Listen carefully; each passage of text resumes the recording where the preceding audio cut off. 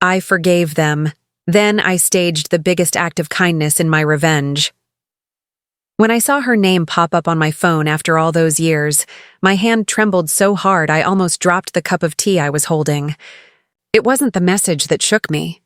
It was the memory of what her voice once sounded like, soft, warm, and full of promises that never meant anything.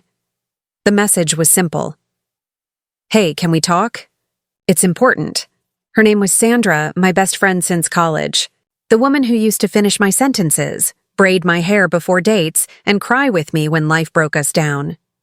And my husband, David, the man I thought I knew better than anyone, until the day they showed me what betrayal really looked like. But I'm getting ahead of myself. To understand what forgiveness cost me and how kindness became my revenge, you need to know the world I came from, before everything cracked open. Back then, my life was quiet, but full. I ran a small catering business from our home kitchen. Nothing fancy, but it kept me busy and independent. My mornings started early. The smell of coffee brewing, the sizzle of butter on a pan, gospel music humming low on the radio. David worked in construction. Long hours, hard labor, the kind of man who came home smelling of sawdust and sweat. I used to love that smell. It meant he was safe, working for our future. Sandra would stop by often after her job at the bank. She'd kick off her heels, toss her purse on the couch, and help me chop vegetables while talking about her clients or some new show she was obsessed with. She was my sister in every way that mattered, and when she laughed, the whole room seemed to exhale. I used to say, "If I ever have a daughter, I hope she finds a friend like you." She'd just grin and say, "Girl, you stuck with me for life." We were like that for years, inseparable, effortless, genuine. At least that's what I thought. David and I had been married for 8 years. We'd gone through tough times, miscarriages, debts, and moments where we almost gave up, but we always found our way back. He was calm, quiet, steady. He'd hold me when I cried, listen when I ranted, and even when we argued, he never raised his voice. People used to say we were the kind of couple others looked up to. Maybe that's why it took me so long to see the cracks forming.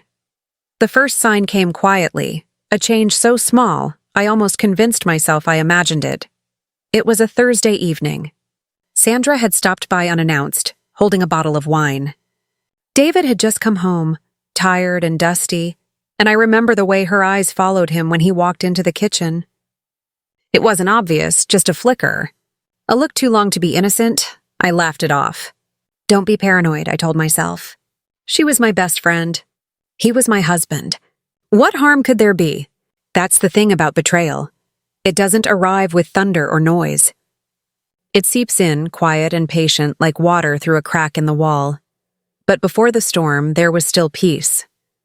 We threw dinner parties on weekends, me cooking, Sandra helping, David pouring drinks. The laughter echoed late into the night, and I'd go to bed grateful for the life we'd built. Sometimes I'd catch Sandra smiling at me, saying, "You're lucky, girl. David's one of the good ones." And I believed her, because why wouldn't I? The day everything changed didn't come for another few months. I remember it clearly. Warm sunlight slipping through the curtains, the smell of cornbread baking, and my heart light for the first time in a while. Sandra had just gone through a breakup, and she'd been spending more time with us again. David seemed happier too, talking more, joking, helping out around the house. "Feels good to see you two smiling again," I'd told them one night after dinner. Sandra had laughed, brushing her hair back. "You bring it out in us, girl. You're the glue, the glue." If only I'd known that the moment she said it, the bond between them was already forming in the dark, right under my nose. Sometimes I replay those early months in my mind, the soft mornings, the shared dinners, the way I used to hum while washing dishes. I see now how blind I was to the small changes, the secretive texts, the unexplained errands, the nights David came home late from work. Even the way Sandra started dressing differently, softer colors, delicate perfume, a touch of lipstick she never wore before. But back then, I was too busy holding everyone together to notice anyone slipping away. I believed in forgiveness before there was even anything to forgive. Because that's who I was. A woman who thought kindness could save people. One night, I remember sitting on the porch with David. The cicadas were humming, and the air was thick with the scent of rain. I leaned my head on his shoulder and said softly, "Do you think we're happy?" He hesitated, just long enough for me to feel it. Then he smiled, that slow, careful smile of his. "Of course, baby. Why wouldn't we be?" And just like that, I let the doubt go. Because when someone you love lies gently, it sounds almost like the truth. Looking back, I realized the signs were everywhere. I just wasn't ready to read them. Sandra's glances, his silences, the way their laughter sometimes sounded too private. But denial is a warm blanket. You hold on to it even when it starts to burn. At the time, all I wanted was peace. I thought forgiveness was something you practiced before the storm. What I didn't know was that forgiveness, real forgiveness, only comes after. When the wreckage is too deep to ignore and the only thing left to save is yourself. When her message came years later, that simple, trembling, "Can we talk?" I already knew the answer. I had forgiven her long before she asked. But forgiveness doesn't mean forgetting. It just means you've learned to carry the wound without bleeding. And when I finally saw her again, standing on my porch with those same pleading eyes, I smiled and said, "Of course, Sandra. Come in, because sometimes the kindest thing you can do for someone who hurt you is to let them think they've been forgiven, while you quietly teach them what real grace looks like." People say that once trust is broken, it can never be the same again. But that's not entirely true. Sometimes it doesn't break, it just bends, quietly, invisibly, until one day, it snaps without warning. For me, the first bend came one Friday evening, 3 months before everything fell apart. David had been distant lately, but he blamed it on work. "They're making me take on extra projects," he'd said, rubbing the back of his neck, his voice weary but calm. I didn't question it. I wanted to believe him. That night, Sandra dropped by again. She was carrying takeout from our favorite Thai place and wearing that smile that could light up any room. I noticed she'd gotten her hair done, soft curls framing her face, and she smelled of jasmine perfume. I remember teasing her, "Girl, you got a date or something?" She laughed, too quickly. "Please. You know I'm done with men for a while." But her eyes flickered toward David as she said it. He looked up from his phone and smiled, just barely. It was small, a blink and you'd miss it kind of moment. But it lodged somewhere in my chest like a splinter. Over the next few weeks, little things started to add up. Sandra began calling at odd hours, her tone casual but rushed. If I answered, she'd say, "Oh hey, didn't realize you'd pick up. Can you tell David I found that contractor he was asking about?" When I'd ask, "What contractor?" she'd mumble something vague and change the subject. Then there were the nights David stayed out late. At first it was work. Then drinks with the guys. Then no explanation at all. I'd sit at the kitchen table, my hands wrapped around a cold mug, listening to the ticking clock echo through the house. And yet, when he came home, I'd smile. I'd ask if he'd eaten. I'd press my lips to his cheek and pretend I couldn't smell another woman's perfume on his shirt. Because denial, my dear, is softer than truth. The breaking point began with something small. One afternoon, while cleaning the house, I found a gold earring lodged between the couch cushions. Not mine, I don't even wear gold. It was delicate, with a tiny pearl at the center. Sandra had worn earrings just like that a few weeks earlier. I held it between my fingers, staring at it for a long time. My heart didn't race. My hands didn't shake. I just felt hollow, like someone had scooped something out of me and left an empty shell behind. When David came home, I showed it to him. He barely blinked. "Probably yours, babe. You just forgot." His tone was calm, casual, so practiced it almost sounded real. I looked at him and nodded. "Maybe you're right." But in that moment, I knew I wasn't crazy. I didn't tell anyone. Not my sister, not my mother, not even Sandra. Instead, I watched, quietly, carefully. I started noticing patterns. The days David said he was working late often matched the times Sandra couldn't make it over. The way she started dressing differently, not loud, but softer, more romantic. The way she'd ask about his projects like she'd been there to see them. And then there were the little slips, words spoken without thought. Once, she mentioned a restaurant David and I hadn't been to in years. "That place still has the best ribs," she'd said. When I asked when she'd gone, she froze, then laughed it off. Oh, must have seen it online. But I knew that laugh, the one that came when she was lying. The final confirmation didn't come from a confession. It came from silence. One evening, I walked into the living room and found them sitting too close. Not touching, not whispering, but close enough that the air between them felt charged. When they noticed me, both flinched. Sandra stood up quickly, brushing imaginary lint off her skirt. "Oh, I was just leaving," she said, her voice high. David muttered something about needing to shower. No one said a word about what just happened. And that silence screamed louder than any truth could have. That night, I couldn't sleep. I lay awake, staring at the ceiling, listening to David's breathing beside me. Steady, peaceful. I wanted to scream, to shake him, to demand answers. But instead, I turned to him and whispered, "I love you." And that's when the tears came. Silent, steady, unstoppable. Because I realized I wasn't saying it for him anymore. I was saying it for the woman I used to be, the one who believed love was enough to keep people loyal. The next day, I looked at myself in the mirror. My eyes were tired, my smile thin. Something inside me shifted that morning. Not rage, not yet. Just resolve. I decided I wouldn't let them break me. If they were lying, I would find out. Not to expose them, but to understand how far betrayal could go when it wore the face of love. So I played my part. I started acting the same way I always had. Cheerful, trusting, kind. I invited Sandra over more often. I made David his favorite meals. And while they thought I was busy preparing food or folding laundry, I was watching, listening. I noticed how her voice softened when she said his name, how his eyes darted toward her whenever I mentioned plans for the weekend, how, when she laughed, he always looked up, no matter where he was. It was like watching a play where everyone knew their lines except me. One afternoon, I followed my intuition, and him. David said he was heading to a client site on the other side of town. I waited 15 minutes, then took my car and drove. He wasn't at the site. His truck was parked outside a small hotel, one of those quiet ones tucked between the highway and the woods. I didn't go inside. I didn't need to. Seeing his truck there was enough. I sat in my car, gripping the steering wheel, my breath trembling. There was no explosion of anger.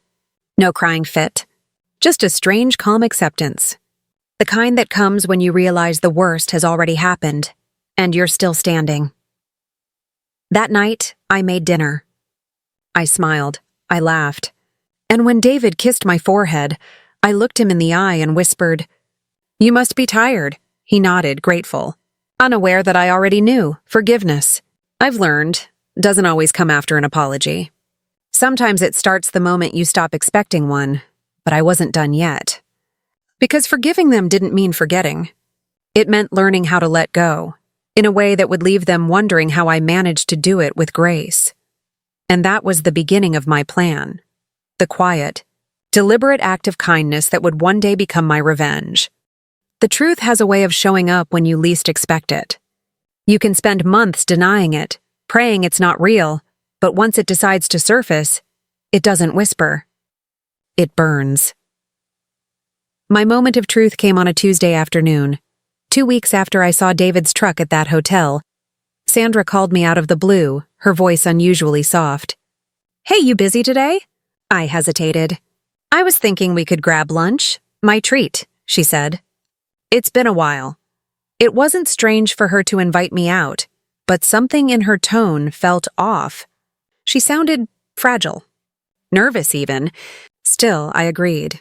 Maybe part of me wanted to see her face, to look into her eyes and confirm what my heart already knew. We met at a little cafe downtown, one we used to go to when life was simpler, when friendship felt sacred. She was already there, stirring her coffee like her hands needed something to do. When she looked up, I saw it. Guilt, flickering behind her smile like a dying light. "Hey, girl," she said, forcing a brightness that didn't reach her eyes. I sat down, returning her smile. "Hey, stranger." For a few minutes we talked like we used to, about work, family, recipes. But the words floated between us, hollow and meaningless. I could tell she was avoiding something. Finally, I put my cup down and said quietly, "Sandra, is there something you want to tell me?" Her spoon froze midair. She blinked, her mouth opening, then closing again. I waited, calm, patient. Then she laughed. Too loud, too brittle. "What do you mean?" I leaned in. "You tell me." For a long moment, she just stared at me. Then she sighed, dropping her spoon into the cup with a clatter. "You always could see through me, couldn't you?" I didn't answer. I just let her talk. She swallowed hard, eyes glistening. "It wasn't supposed to happen, okay? It just did." The words hit me like slow motion punches. "I didn't mean to hurt you," she continued. "We were both lonely and—" "Lonely?" I repeated, my voice quiet but sharp. "You were lonely, so you chose him?" "My husband?" She flinched, tears filling her eyes. "I swear I didn't plan it. You and David, you seemed so far apart. I was just trying to be there for him. One thing led to another, and you thought sleeping with him was helping?" The people at the next table glanced our way, but I didn't care. My voice didn't rise. It didn't need to. Sometimes calm hurts more than shouting ever could. Sandra reached across the table, her voice cracking. "Please don't hate me. I ended it months ago. I swear." I pulled my hand back slowly, like her touch might burn me. "You didn't just take my husband, Sandra. You took my peace." Tears spilled down her cheeks, but I didn't reach for her napkin, because for the first time I realized her tears weren't for me. They were for herself, for her guilt, for her fear of losing the one person who made her feel forgiven. I stood up, smoothing my dress. "You know what the sad part is? I probably would have forgiven you if you'd told me the truth first."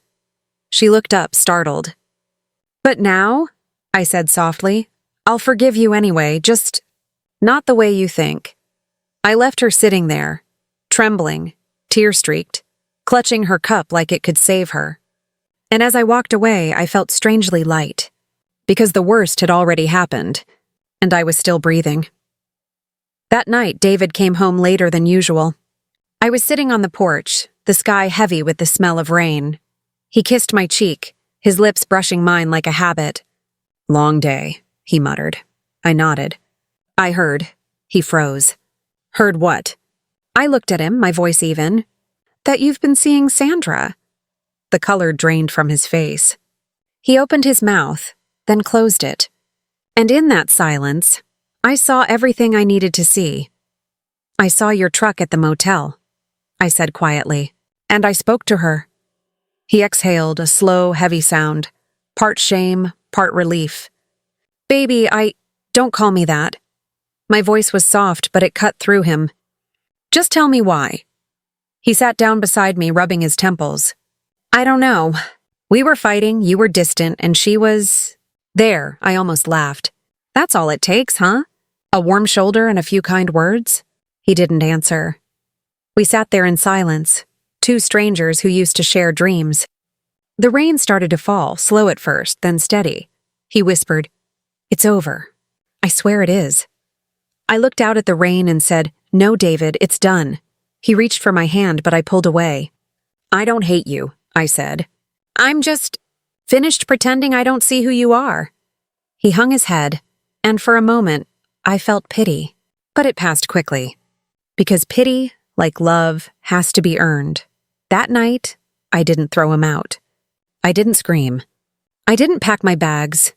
Instead, I cooked dinner: fried chicken, mashed potatoes, cornbread. The same meal I made the day we first moved in together. He sat at the table, silent, confused, maybe even afraid. I served him a plate, poured him a drink, and said, "Eat." You'll need your strength." He looked at me cautiously.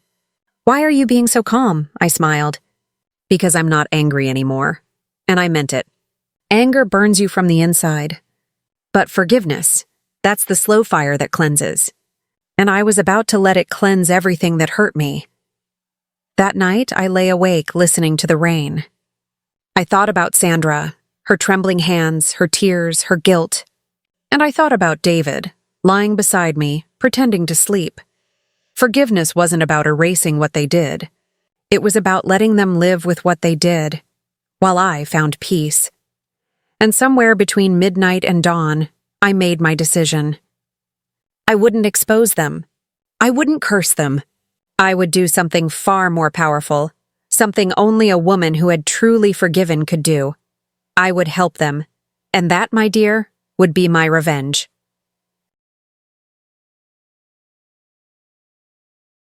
After that night, something in me shifted. I didn't cry anymore.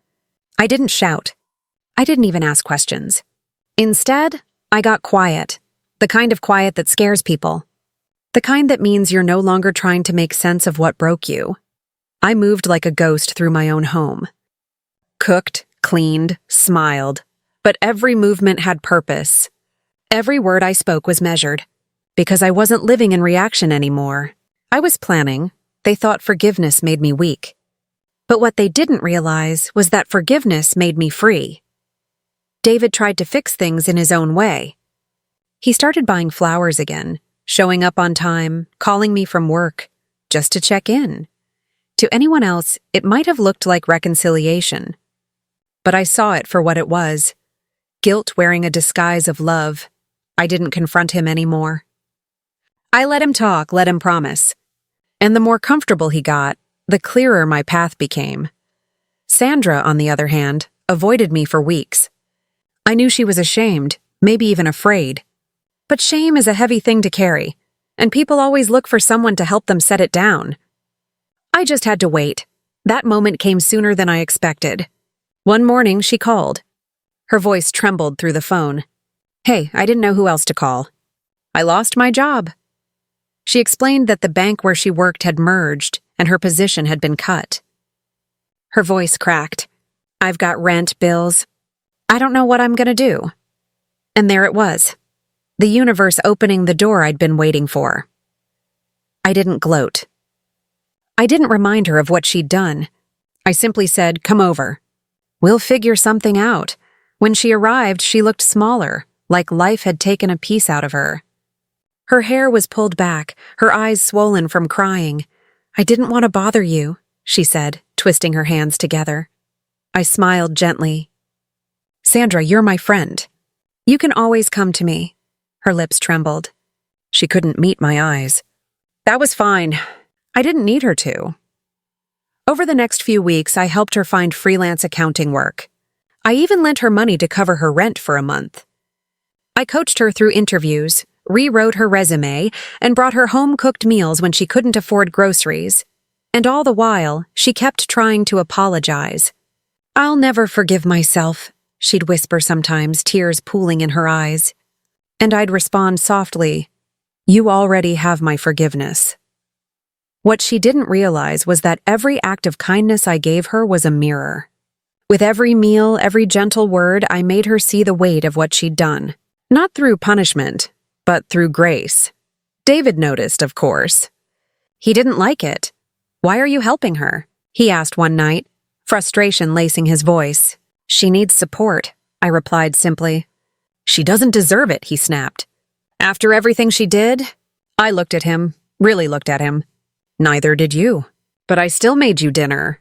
He froze, guilt flashing across his face. And in that moment, I saw the difference between us. He wanted forgiveness to erase what happened. I wanted forgiveness to remind them it did. Months passed. Sandra slowly started rebuilding her life, with my help. She found a new job at a small firm, started volunteering at a local shelter, and began to laugh again, cautiously. People in our circle saw us together and whispered, "How can you still be friends with her?" They'd ask. And I'd smile. Because friendship doesn't have to die when betrayal does.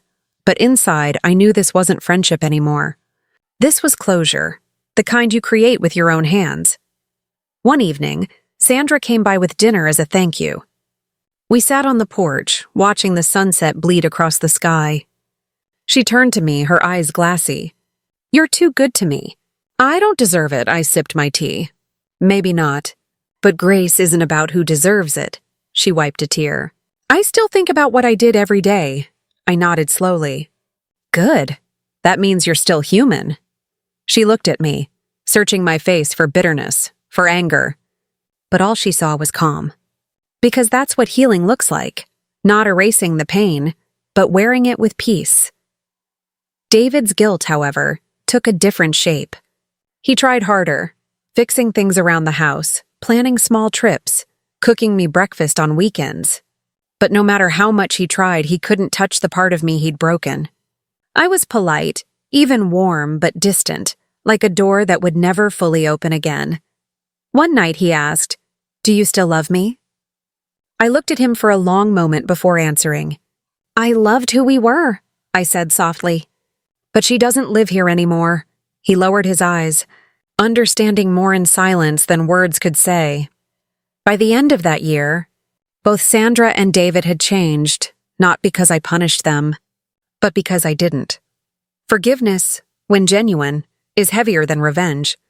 It forces people to face themselves, to live every day knowing they were shown mercy they didn't earn. And that was my quiet act of rebellion. My slow, deliberate revenge, but life has a way of coming full circle. One morning, Sandra showed up at my door again, this time holding a folder. Her hands trembled. "I got promoted," she said, smiling nervously. "And I wanted to thank you. I couldn't have done it without your support." She handed me the folder. Inside was a letter, her resignation from the company where David worked. "He asked me to join his team last month," she said, her voice soft. "I told him no. I told him I owe you honesty and I'm done hiding." For the first time in years, I looked at her and felt something like peace. Not victory, not superiority, just quiet understanding. "You've grown," I said simply. She smiled, tears slipping down her cheeks. "Because you didn't destroy me when you could have." I smiled faintly. That's what forgiveness is supposed to do. That night, as I watched David sleeping beside me, older, worn, repentant, I realized something profound. Revenge had never been about hurting them. It was about teaching them to live with what they'd done. While I learned to live without their approval, and in that silent, gentle way, I won. Peace is a strange thing. It doesn't arrive with fanfare. It slips in quietly, like morning light through a half-open curtain, so gentle that you don't realize it's there until you notice the shadows are gone. That's how it felt, months after everything. No anger, no tears, just calm. But life wasn't done teaching its final lesson. It started with a community gala, the kind of annual event David's company sponsored every year. Business owners, families, and local leaders all gathered at the City Hall ballroom. This year, David had been chosen to give the keynote speech about integrity and leadership. The irony wasn't lost on me. He'd asked me to come with him, of course. He said it would mean a lot to have me by his side. So I went, not as the broken wife who once begged for the truth, but as the woman who'd already outgrown his silence. I wore a sleek black dress, my hair in waves, gold earrings glinting under the soft lights. When I walked in beside him, heads turned. I wasn't invisible anymore. I was composed, radiant, the kind of woman who'd walked through fire and come out polished. Sandra was there too. She worked for one of the partner firms now, handling their charity division. Our eyes met across the room and she smiled softly, a real, genuine smile this time. No fear, no shame. Just quiet respect. And in that moment, I felt something lift off my chest. It was done. The story that once defined me was no longer mine to carry. The speeches began. David took the stage, clearing his throat, his voice confident at first. He thanked the sponsors, the board, and the families. But when he began to speak about trust, loyalty, and moral strength, his tone faltered. I watched as his eyes flickered toward me in the crowd. A small pause, a tremor. And then, something in him cracked. He went off script. "I want to talk about something personal," he said, his voice thick. "About failure and forgiveness." The audience shifted, curious. He continued, voice trembling now. "Years ago, I made choices that nearly destroyed my marriage and my integrity. I lied. I hurt someone who believed in me more than I believed in myself." A murmur rippled through the room. Sandra froze. Her glass stopped midair. David's eyes glistened under the lights. "But the woman I hurt, she didn't destroy me in return. She showed me what real strength looks like. Grace, restraint, compassion." He looked right at me then. "She's sitting here tonight. My wife, Lena. Everything I've become, every ounce of decency I've regained, is because she chose to forgive me when I didn't deserve it." The crowd erupted into applause. But I didn't clap. I just smiled, small, knowing, steady. Because forgiveness isn't about public recognition. It's about private freedom. After the speech, people came up to congratulate him, pat him on the back, commend his honesty. Sandra approached quietly, her hands clasped together. "You okay?" she asked softly. I nodded. "Yes, I am." She looked at David across the room. "He's different. Regret changes people," I said. She gave me a long, meaningful look. "So does Grace." And in that brief exchange, everything between us, all the years of betrayal, anger, and shame, dissolved. We didn't need to talk about it again. Some wounds don't close because of words. They close because time finally lets you breathe. Later that evening, I slipped away from the crowd and went out to the balcony. The city lights flickered below, the night air cool against my skin. For the first time in a long time, I felt light, unburdened. David joined me after a while. He stood beside me, silent, before whispering, "I meant every word." "I know," I said quietly. He looked down, shame and tenderness mixed in his eyes. "I still don't know why you forgave me." I smiled faintly. "Because I didn't want to carry your sins on my back anymore. I let them stay where they belonged. With you." He swallowed hard, tears threatening. "You deserve someone better." "Maybe," I said, turning toward the city lights. "But maybe this version of you, the one who finally understands what love costs, is better too." That night, I didn't sleep next to him out of obligation. I did it because I chose to. Because healing doesn't always mean walking away. Sometimes it means staying, but no longer bleeding. Weeks later, Sandra invited me to speak at a women's conference she was organizing. Stories of Strength. I hesitated at first, but something inside me said it was time. When I stood before that audience, rows of women carrying their own hidden scars, I told my story, not as a victim, but as a survivor. I learned that revenge doesn't always come through destruction, I said into the microphone. Sometimes it comes through peace, the kind that unsettles those who wronged you because they can't understand how you survived without becoming them. The room was silent. Then a slow rising applause. Tears glistened in faces I didn't know. And I knew then, my story wasn't about betrayal anymore. It was about transformation. As the event ended, Sandra hugged me. "Thank you," she whispered. "For everything," I smiled. "You don't owe me thanks. You owe yourself healing." And as I walked away, I realized this was the real ending. Not revenge, not reunion, but release.